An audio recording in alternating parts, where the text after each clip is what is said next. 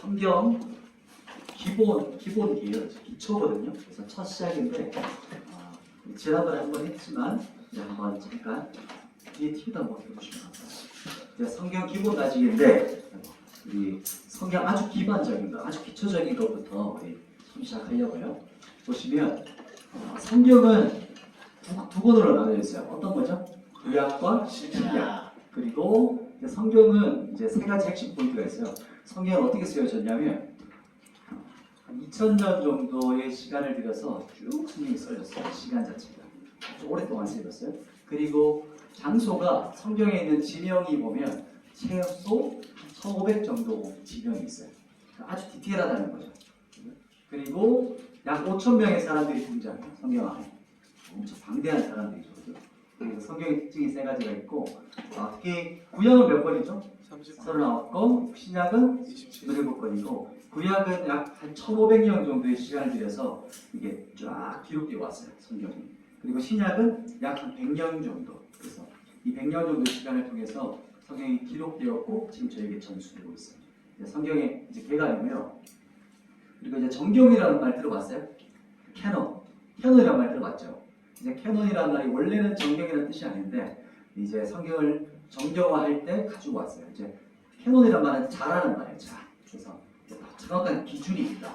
그래서 기준을 말할 때 캐논이라고 하고 캐노니시티라고 하는 이제 정경론은 이제 보면 제가 색깔 이런 게 이제 핵심 알아들어요. 요거는 이제 기본 상식적으로 알아두면 좋아요.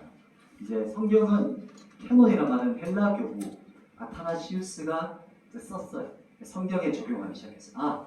성경이 우리가 이제 정경화 작업할 때 가장 캐논. 이건 진짜 누가 봐도 이거는 정교회를 통해서 수십 차례 정교회를 통해서 정경화되었던 과정을 펼쳤어요. 그리고 59차 결정적인 거는 제 59차 라오디게아 정교회의 때 AD 373년이죠. 이때 정식으로 채택됐어요. 성경이라는 것이. 그래서 정경이라고 하면 이제 말은 알겠지만 그 원리가 있어요. 정경이 되는 원리. 그거는 첫 번째는 영감성, 성경의 영감, 하나님의 감동이 제일 중요하죠. 그리고 사도성, 사도가 적었냐는 거예요. 신약 성경 같은 경우는 사도성이 제일 중요했어요. 그래서 사도 바울 같은 경우도 계속 사도성을 변제하잖아요. 왜냐하면 이 사도성이 그 시대에 엄청 중요했기 때문이고, 그다음 보전, 성경이 얼마나 잘 보존되어 가고 있느냐, 보편성, 시대와 문화를 통틀어서 이 성경의 이 진리, 변하지 않을 것이냐, 그리고 이제 인증성, 이 5가지 보통 이제 특징을 가지고 가요. 너무 자세하면 좀 더 기가 빨릴 수 있기 때문에 빨리 넣어볼게요. 그리고 이제 성경 이제 신학교 때 하는 이야기라고 해요. 긴 학기 하는 건데 짧게 한두 문장으로 정리한 거예요. 쉽게 생각하면. 보면 구약 성경 이제 시작하는데 구약 성경은 제일 먼저 어떤 성경이 있죠? 창세기가 있고 출애굽기, 레위기, 민수기, 신명기가 있어요. 그런데 제일 중앙에 뭐가 있죠? 레위기가 있어요. 그래서 창세기, 출애굽기, 한가운데 레위기, 민수기, 신명기가 있어서 모세오경 중에서 제일 중요한 성경이 뭘까요? 레위기예요. 레위기는 우리가 하나님 앞에 용서받을 수 있는 방법, 하나님께 예배할 수 있는 그 제사법이 있는데 우리가 볼 때 이게 왜 중요한가 싶은데 가장 중요한 책이 레위기예요. 그래서 가장 건물의 기초, 건물의 파운데이션, 철근과 같은 거. 그래서 제일 중요한 책이 레위기다. 그래서 모세오경, 이제 우리가 보면 모세오경을 말하면 이스라엘 사람들은 토라라고 해요. 토라라고 하면 보통 이제 모세오경을 말하는구나 이렇게 생각하면 돼요. 그래서 핵심 한 단어로 정리했어요. 창세기의 핵심 한 단어로 말한다면 이제 세상의 시작, 우주의 시작이라고도 하고 세상의 시작. 그다음에 출애굽기는 이제 이집트 탈출기라고 해요. 출애굽이라고 하는 거죠. 그다음에 레위기는 거룩 코데시라고 하는 거룩의 조건이고, 민수기는 광야겠죠. 그리고 신명기는 쉐마 들어봤죠. 이스라엘가 들어가. 그래서 한 문장으로 이렇게 정리해봤어요. 그래서 딱 성경 각 권을 생각하면 딱 떠오르는 거, 가장 핵심다 이렇게 생각하면 좋을 것 같아요. 자, 그러면 이제 드디어 창세기로 들어갑니다. 창세기는 질서의 시작이에요. 질서가 시작되는데 처음에 베레쉿 바라 엘로힘 이렇게 시작하거든요. 그래서 in the beginning이잖아요. 창세기가 그 첫 단어가 뭐냐면 하나님께서 영원이라는 시간 가운데 시작하셨어요. 그러면 시작을 뭘 하셨을까? 시작이라는 뜻인데 시작은 질서라고 해요. 질서. 질서가 시작되었는데 두 가지가 시작됐어요. 베레시트 바라 이렇게 시작하는 이 질서는 시간과 공간의 질서가 시작됐어요. 원래는 공간과 시간이 없었잖아요. 근데 하나님께서 말씀하시면서 공간과 시간이 시작되었어요. 그래서 물질도 말하긴 하는데 물질이 이제 공간 안에 포함시키면서 이 두 가지다 이렇게 대표적으로 시간과 공간. 그래서 이 창세기는 딱 한 문장이면 질서의 시작. 질서 어떤 질서냐? 시간과 공간입니다. 그리고 창세기 주제는 뭘까요? 창조주 하나님. 창조주 하나님 어떤 분이시냐? 그리고 창세기 저자 우리 잘 알는 것처럼 모세. 그리고 시간과 공간의 질서를 시작하셨다. 이게 창세기의 첫 시작이면서 가장 핵심적인 주제예요. 그리고 이제 우리가 좀 헷갈려하는 거 족보가 나와요. 마태복음도 처음 시작할 때 족보가 나오거든요. 근데 이제 창세기는 참 독특하게 10개의 톨레도시 나와요. 톨레도. 이제 톨레도시라는 이제 히브리어를 우리나라 말로 번역하기가 쉽지가 않은데 가장 많이 번역하는 게 족보라고 번역해요. 근데 족보라는 말도 있고 역사 혹은 세계라 이렇게 말해요. 히브리 사람들은 우리는 역사를 말하면 이게 스토리가 가잖아요. 역사 스토리. 근데 히브리인들은 유대인들은 역사라고 하면 족보를 말해요. 족보를 말해요. 어떻게 했냐? 아담, 아담부터 시작해서 아담, 아벨, 셋, 이렇게 쭉 노아 이렇게 쭉 가잖아요. 그러면 히브리인들은 그냥 사람만 말하는데 역사가 쭉 가요. 왜 그럴까요? 사람 안에 담겨있는 역사예요. 그래서 이 족보라는 말 자체가 역사다, 이게 스토리다 라고 생각합니다. 이게 좀 다르죠, 우리나라랑. 그래서 10개의 톨레도시 있어요. 근데 10개의 톨레도시 있는데 이게 특징이 뭐냐면 일단 앞부분은 이제 11장까지는 이제 전 세계의 역사, 온 우주의 역사의 시작이었어요. 그래서 창조 시작되었고 4장까지 아담의 역사가 시작돼요. 5장, 6장. 절이 조금 자세히 나눠져 있는데 제가 퉁쳐가지고 장으로 나눴어요. 5장, 6장. 그리고 그래서 겹쳐지는 거예요. 노아는 6장에서 9장. 그리고 노아의 후손의 역사가 10장에서 11장 나오고 셈의 역사 11장. 여섯 번째 놀레도스는 아브라함인데 데라가 이제 아버지잖아요. 데라가 먼저 나오긴 해요. 그러나 아브라함이 중심 인물이기 때문에 데라, 아브라함의 역사고 또 이스마엘이 나와요. 근데 이스마엘보다 더 중요한 사람이 누구죠? 이삭이잖아요. 이삭 역사전에 이스마엘이 먼저 나와요. 그런 것처럼 에서가 또 나오죠. 에서보다 중요한 인물이 또 누구죠?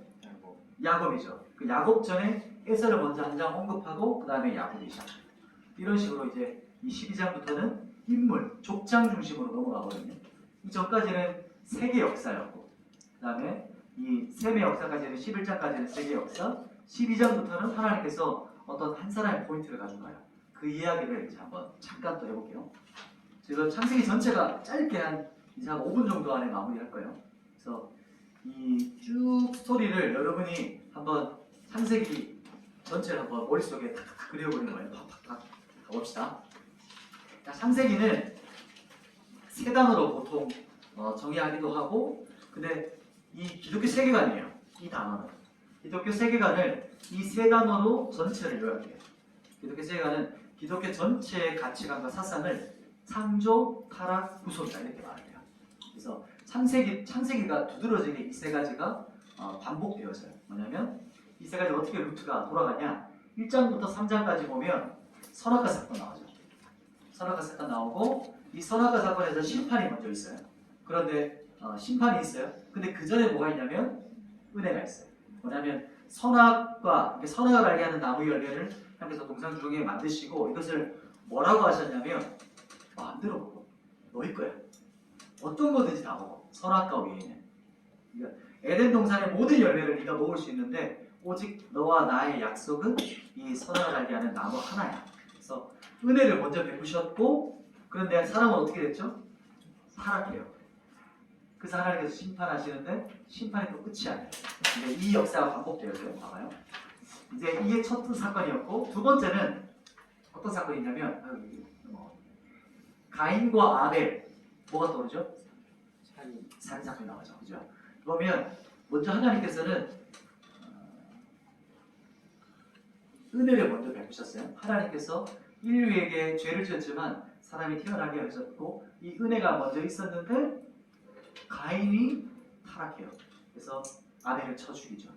하나님께서 또 심판하시죠.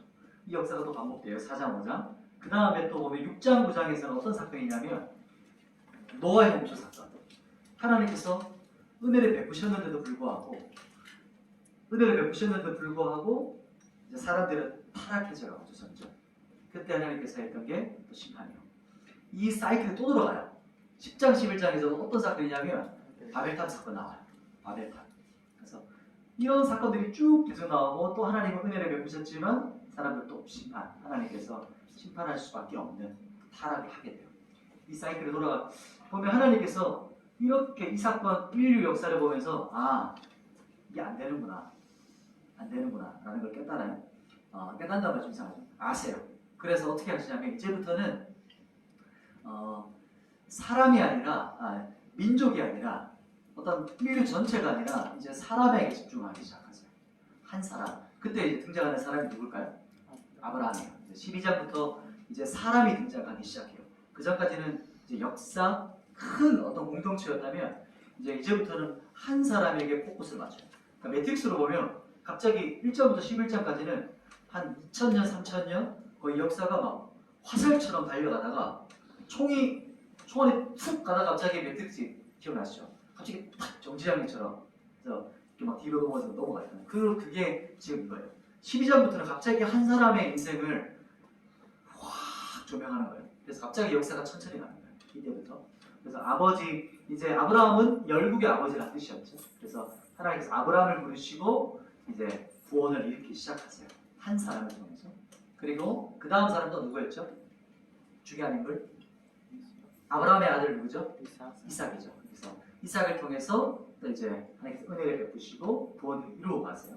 이제 구원을 아브라함을 통해 이루시고 은혜를 베푸시고 이삭을 주시고 또 그 다음 인물 또 누구였죠? 이스라엘의 이제 시작인데 이제 야곱이라고 놓으려다가 이제 이스라엘이라고 했어요. 왜냐하면 이때부터는 이제 족장인데 족장에서 이제 민족 나라가 일어나는 이제 시가 돼요. 12아들이 태어나잖아요. 야곱을 통해서. 그래서 이스라엘이 시작되고 이때 야곱이죠. 이제 이스라엘이 시작됩니다. 열국의 아버지 믿음의 자손 이스라엘의 시작 이제 됩니다. 그리고 그다음에 이제 드디어 국가로 발돋움해요. 이때부터 이제 등장하는 핵심적인 게 요셉이죠. 이제 입애굽이라고 해요. 창세기 마지막 뒷부분에서는 50장 부분에서는 이제 들어가는 그런 모습이 보이죠. 이제 요셉이 등장하는데 순서가 좀 바뀌네요. 그래서 이런 뒷부분 창세기는 크게 두 개로 나눠져요. 1장부터 11장, 12장부터 50장. 그래서 앞부분은 인류 전체의 역사가 크게 화살처럼 역사가 지나간다면 12장부터는 천천히 한 사람에게 조명하면서 쭉 족장, 그리고 민족, 국가 이렇게 쭉 가요. 그래서 창세기 전체가 바로 이렇게 형성된다. 혹시 이해됐나요? 네, 좋아요.